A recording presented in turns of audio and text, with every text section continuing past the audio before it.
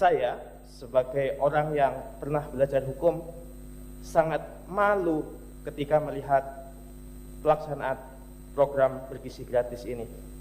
Mengapa demikian?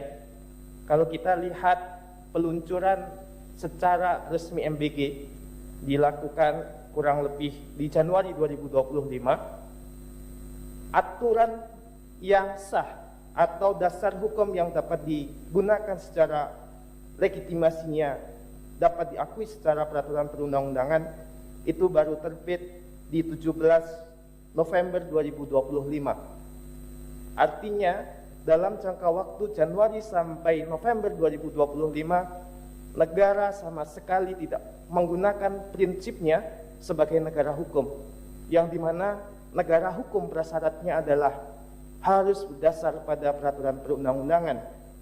Itu sangat nyata di dalam konstitusi kita, dan itu nyata-nyata dilanggar oleh pelaksana MBG, dalam hal ini adalah pemerintah.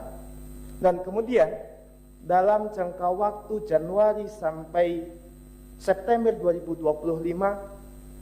sampai saat ini kami di koalisi belum mengetahui bagaimana pertanggungjawaban negara terhadap keracunan yang terjadi di Kabupaten Sukoharjo, Jawa Tengah, Kabupaten Sumba Timur, Nusa Tenggara Timur, Kabupaten Bombana, Sulawesi Tenggara, Kabupaten Cianjur, Jawa Barat, Kota Bogor, Kabupaten Lepong, Kabupaten Banggai Kepulauan, Kabupaten Garut, Kecamatan Cipongkor, Kabupaten Bandung Barat, kemudian Kabupaten Ketapang, Kalimantan Barat, dan masih banyak daerah-daerah lain yang itu terjadi keracunan.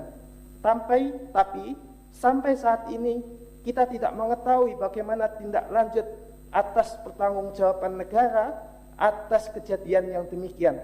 Artinya negara telah melakukan suatu kejahatan, bahkan bisa dinyatakan kejahatan ini adalah kejahatan yang massal dan dilakukan oleh entitas negara. Tetapi kita tahu, bahkan kami pada siang hari ini menagih pertanggungjawaban dari Bapak Ibu semua, bagaimana proses pengawasannya ketika terjadi dalam kurang lebih 1 tahun tanpa adanya peraturan perundang-undangan. Bahkan kalau kita lihat tren dari Prabowo Gibran dalam jangka waktu pelaksanaan program ini, selain dari MBG, misalkan Kopdes dan lain-lain, masih menggunakan Inpres. Sebenarnya bukan forum ini untuk menagih harus taat pada peraturan perundang-undangan, karena Inpres dalam pembentukan peraturan perundang-undangan itu sudah tidak diakui sebagai peraturan perundang-undangan. Itu hanya sebagai instruksi sebuah